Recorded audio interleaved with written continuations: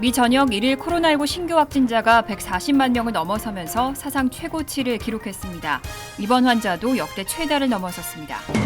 극심한 인력난이 계속되면서 코로나19에 감염된 의료진까지도 무증상이거나 증상이 약할 경우에는 현장 근무를 허용하는 병원들이 늘고 있습니다.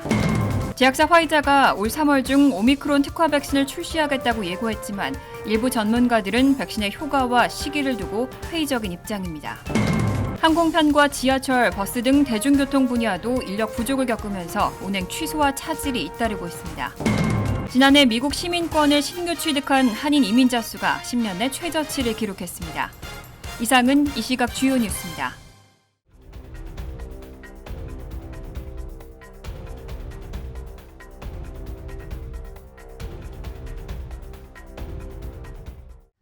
시청자 여러분 안녕하십니까? KBN 뉴스입니다.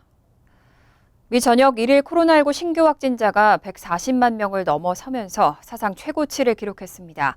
지난 3일 사상 처음으로 하루 100만 명 이상의 신규 확진자가 발생한 이후 일주일 만입니다. CNN 방송은 오늘 존스홉킨스 대학 데이터를 인용해 최근 7일간의 하루 평균 신규 확진자가 75만 4,200명이라고 보도했습니다. 미국에서 코로나19가 가장 극심했던 지난 겨울의 최고치 25만 명의 거의 3배에 달하는 수치입니다. 뉴욕타임즈도 10일 기준 미국의 7일간의 하루 평균 신규 확진자를 73만 7,415명으로 집계했습니다. 2주 전보다 3배 이상 늘어난 것으로 팬데믹 이후 최고치입니다. 로이터 통신이 집계한 어제 하루의 신규 확진자는 141만 7,493명으로 역시 역대 최대치를 기록했습니다. 지난 3일 103만 건을 기록한 이후 일주일 만에 다시 100만 명을 훌쩍 뛰어넘었습니다. 질병통제예방센터가 오늘 공개한 추정치에 따르면 신규 확진자 중 오미크론 변이 감염자의 비중은 98.3%에 달해 압도적인 우세종으로 자리 잡은 것으로 나타났습니다. 확진자 수를 따라가는 후행지표인 입원 환자도 팬데믹 후 최대로 올라섰습니다. 보건복지부 데이터에 따르면 어제 기준 미국의 코로나19 입원 환자는 14만 5,982명으로 지난 겨울의 최고치였던 지난해 1월 14일에 14만 2,246명을 넘었습니다. 또 뉴욕타임즈는 7일간의 하루 평균 입원 환자가 2주 전보다 83% 증가한 13만 5,559명으로 집계했습니다. 뉴욕타임즈는 코로나19로 입원한 미국인 수가 지난 겨울에 정점을 능가했다며 신종 코로나 바이러스가 지속적으로 제기하는 위협의 심각성을 보여주는 것이라고 평가했습니다. 미 전역의 병원들에서 의료진 부족이 심각합니다. 극심한 인력난이 계속되면서 코로나19에 감염된 의료진까지도 무증상이거나 증상이 약할 경우에는 현장 근무를 허용하는 병원들이 늘고 있습니다.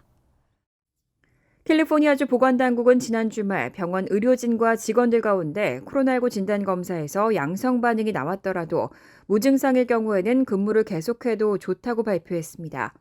로드아일랜드와 애리조나주의 일부 병원들도 직원들에게 무증상이거나 증상이 경미할 경우에는 그대로 일해도 좋다고 비슷한 결정을 통보했습니다.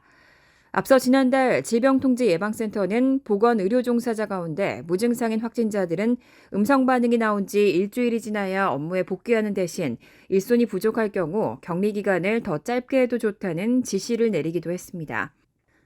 피닉스시 지역의 대형 병원 운영업체 디그니티 헬스그룹도 직원들에게 통지문을 보내고 코로나에 감염되고도 일할 수 있을 정도로 상태가 좋은 직원들은 소속 병원 운영진에게 업무 복귀를 신청해도 좋다고 통보했습니다. AP통신은 병원들의 극심한 인력난과 오미크론 변이 바이러스에 의한 폭발적인 감염 환자 증가로 인해 이런 경우들이 늘고 있다고 전했습니다. 실제로 캘리포니아주 보건국은 이런 감염자의 업무 지속이 심한 의료진 부족 때문이라고 밝히고 모든 병원들에게 가능하면 모든 직원들이 빈자리를 채울 수 있도록 할 수 있는 수단을 다 동원하라고 지시했습니다. 하지만 10만 명의 회원을 가진 캘리포니아 간호사협회는 주정부의 이런 결정이 결국 감염을 더욱 폭증시킬 것이라고 경고하면서 반대한다는 입장을 밝혔습니다. 코로나19 오미크론 변이의 증상은 통상 일주일에서 2주가량 지속된다는 연구 결과가 나왔습니다. 기침과 코막힘, 피로와 인후통 등이 가장 흔한 증상으로 보고되고 있습니다.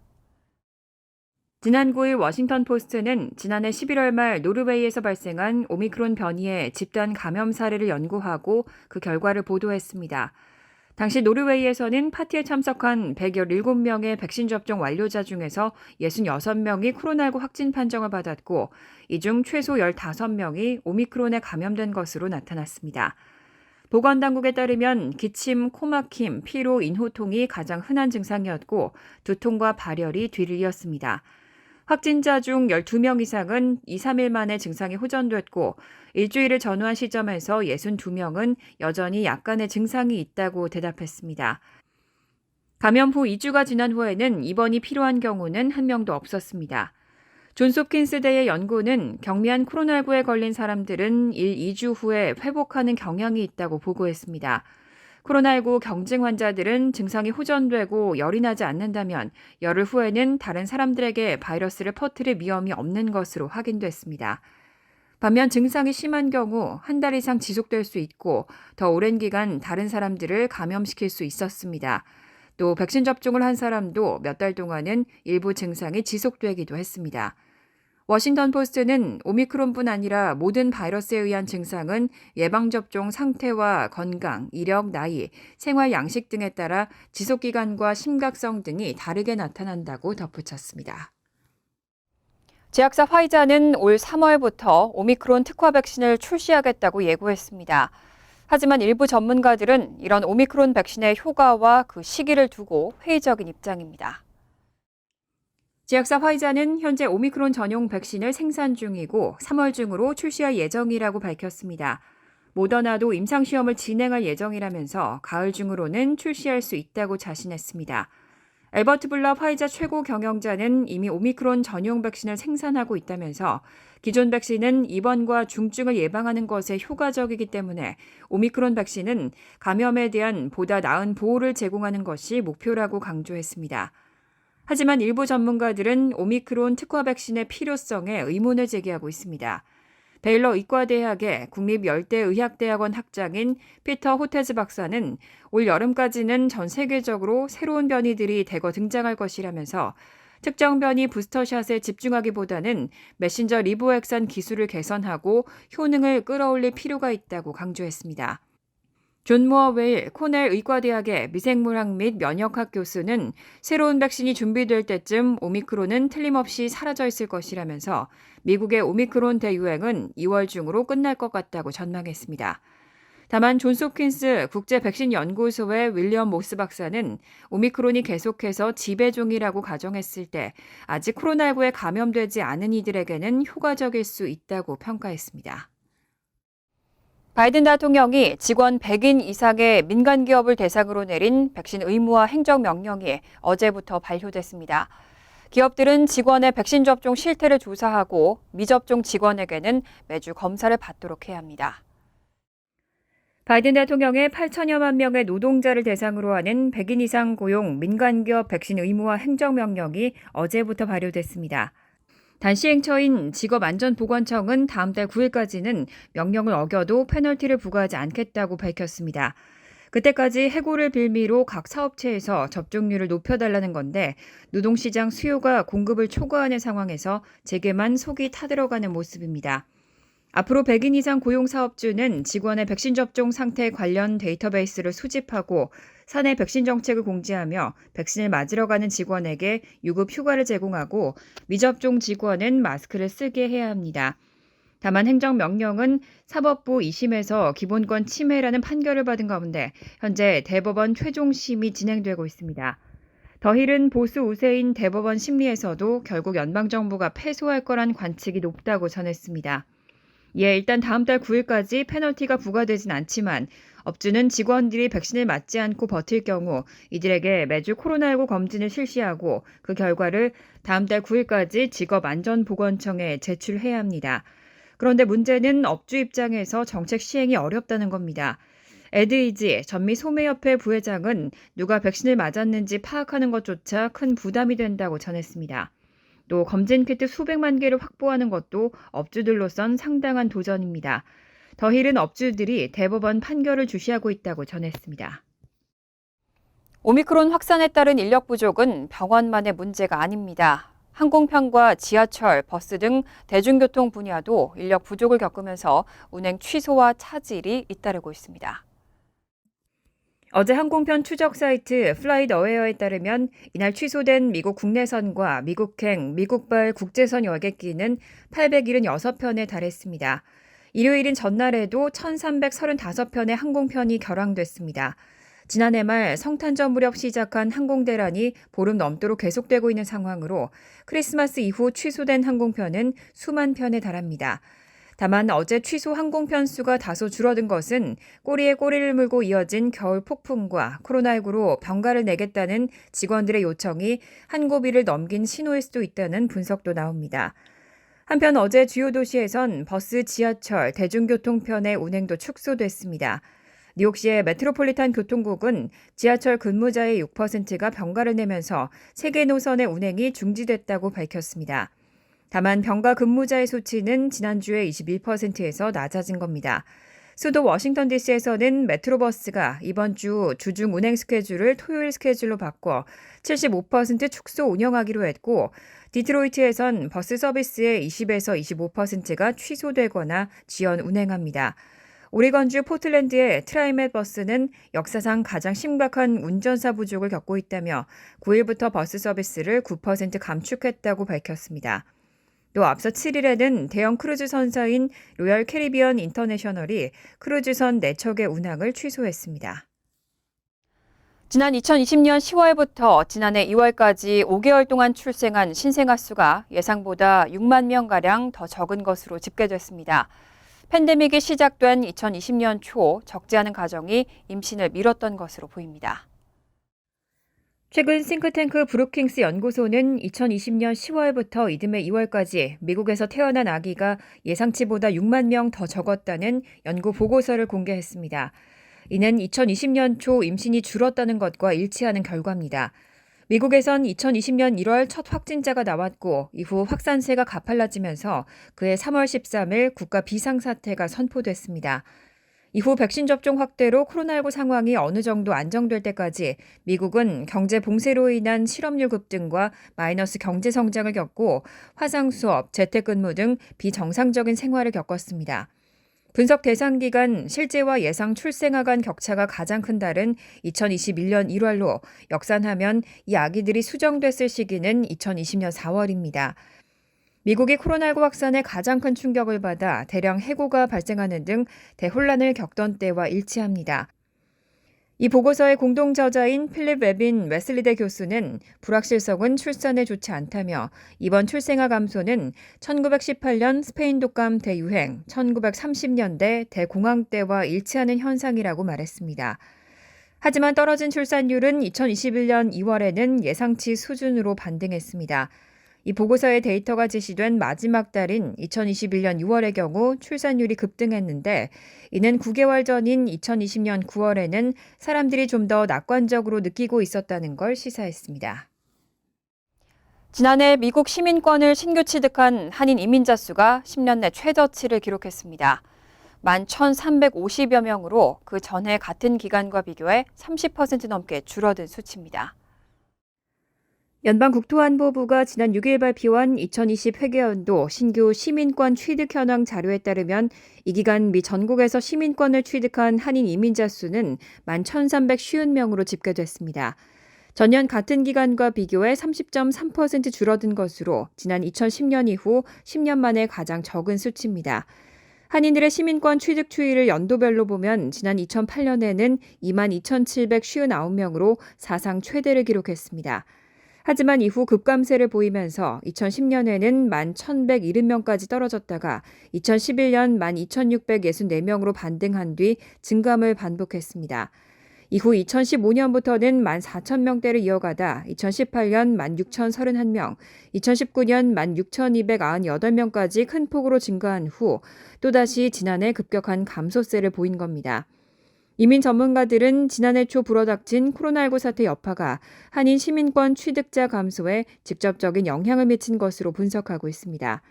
지난해 주별 한인 취득자 현황을 보면 뉴욕에는 807명, 뉴저지에서는 608명이 시민권을 받아 전체 한인 취득자의 12.4%를 차지했습니다. 시민권을 가장 많이 취득한 주는 캘리포니아로 3,176명에 이어 조지아 991명, 텍사스, 메릴랜드, 버지니아 등의 순이었습니다. 출신 국가별로 한국 출신 시민권 취득 건수 순위는 12번째였습니다. 멕시코가 8만 4,081명으로 최다였고 인도, 필리핀, 쿠바, 중국 등이 뒤를 이었습니다. 높은 인플레이션 현상이 이어지고 있는 가운데 연준은 금리 인상 시기를 논의하고 있는데요. 이렇게 높은 인플레이션 속에서의 금리 인상이 실제로는 노동자 계급에 좋고 부유층에는 나쁠 수 있다는 분석이 나왔습니다. CNN 비즈니스는 어제 연방준비제도가 금리 인상 시기 등을 정할 예정인 이달 25일에서 26일 연방공개시장위원회를 앞두고 인플레이션 현상에 대한 분석을 보도했습니다. 이번 분석에서 높은 인플레이션 상황에서의 금리 인상은 실제로는 노동자 계급에 오히려 좋을 수 있다는 내용이 담겼습니다. 특히 30년 대출과 같은 고정금리 부채를 가진 사람의 경우 물가 상승에 따라 임금이 오르기 때문에 빚을 갚을 돈이 늘어나고 주택담보대출의 경우 매월 상환금은 고정금리로 동일하지만 주택의 가치는 상승한다는 겁니다. 그리고 물가가 오를 때 손해를 보는 사람들은 국채의 대부분을 보유하고 있는 순자산 가치가 높은 사람들이라는 내용도 담겼습니다. 하지만 문제는 실제 노동자들에게는 이런 인플레이션의 긍정적인 면보다는 단점이 훨씬 크게 와닿습니다. 식료품 값이 오르고 주유소에서 연료를 채우면서 인플레이션을 직감할 수 있기 때문입니다. CNN 비즈니스는 그럼에도 여전히 중요한 것은 가계 부채에 대한 부담이 줄어드는 것이라고 전했습니다. 켄트 스매터스 와튼 경영대학 경영대학원 경영경제학 교수는 30년 만기 주택담보대출처럼 고정금리로 대출을 받는다면 인플레이션이 오를 경우 승자가 될 수 있다고 설명했습니다. 다만 이런 연구 내용만으로 인플레이션에 따른 승자와 패자를 구분하기는 어렵습니다. 임금이 오르고 일자리가 늘어난 것도 사실이지만 미국인들은 현재 경제 상황에 불만이 많은 것으로 나타났습니다. 미국에서 지난해 허리케인과 화재 등의 자연재해로 688명이 숨진 것으로 집계됐습니다. 자연재해로 인한 재산 피해액은 1,350억 달러에 달했습니다. 국가환경정보센터 보고서에 따르면 지난해 미국에서는 허리케인과 화재, 폭염, 한파 등의 자연재해로 688명이 숨지고 재산 피해액은 1,350억 달러에 달하는 것으로 집계됐습니다. 피해 금액은 2020년 950억 달러보다 53% 늘어났고 1980년 관련 통계를 집계하기 시작한 이후 세 번째로 많았습니다. 지난해 10억 달러가 넘는 손실을 일으킨 재해는 20차례 발생했습니다. 지난달 중부를 덮친 토네이도를 비롯해 허리케인 아이다, 서부의 산불과 폭염, 텍사스 한파 등이 대표적입니다. 국가환경정보센터 보고서에서 지난 5년간의 재해로 인한 비용은 7,420억 달러 이상으로 역대 최대를 기록했습니다. 미국이 기상이변에 점점 취약해진 것을 반영한다는 분석입니다. 특히 지난해는 미국이 127년 만에 네 번째로 더웠던 해로 평균 기온이 화씨 54.5도에 달해 20세기 평균보다 2.5도 높아졌습니다. 로이터 통신에 따르면 세계 최대 재보험사인 민환 재보험은 지난해 자연재해로 각국 보험사들이 1,200억 달러의 비용을 부담한 것으로 추산했습니다. 2017년에 이어 역대 두 번째로 많은 금액입니다. 미국은 전체 손실에서 이례적으로 높은 비중을 차지했습니다. 간추린 소식입니다. 국무부는 오늘 미국은 북한의 탄도미사일 발사를 규탄한다면서 이번 발사는 여러 유엔 안전보장이사회 대북결의 위반이며 북한의 인접국과 국제사회에 위협을 제기한다고 밝혔습니다. 국무부 대변인은 우리는 북한에 대한 외교적 접근에 계속 전념하며 북한의 대화에 관여할 것을 촉구한다면서 한국과 일본에 대한 우리의 방어 약속은 계속 철통 같다고 강조했습니다.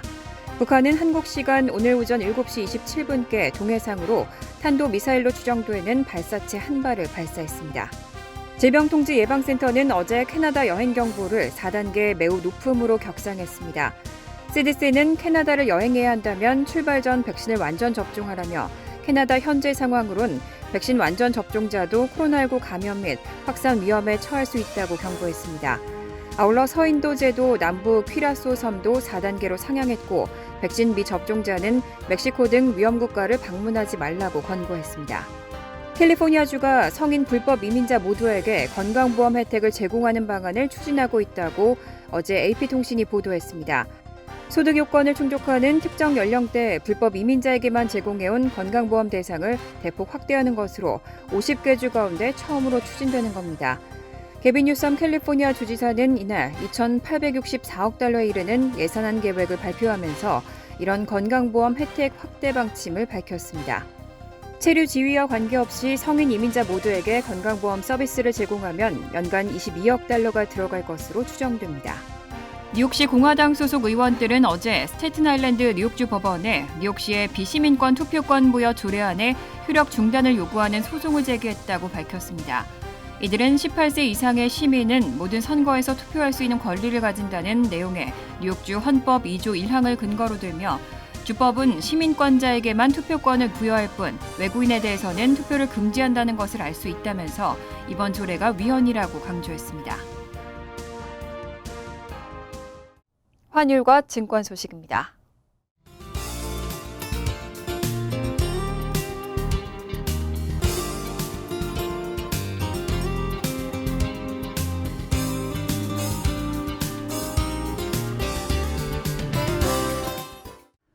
이어서 날씨입니다. 수요일은 화창하겠습니다. 낮 최고 기온은 42도, 섭씨 6도, 밤 최저 기온은 29도, 섭씨 영하 7도로 예상됩니다. 목요일도 대체로 화창하겠습니다. 금요일 역시 화창한 날씨가 이어지겠습니다. 이상으로 KBN 뉴스를 마칩니다. KBN과 함께 즐거운 저녁 되시기 바랍니다. 미 동부 최대 한인방송 KBN이 제작하는 KBN 뉴스는 웹사이트 mykbn.com 그리고 유튜브와 페이스북에서 다시 보실 수 있습니다. 좋아요, 구독, 알림 설정은 뉴스 제작에 큰 도움이 됩니다.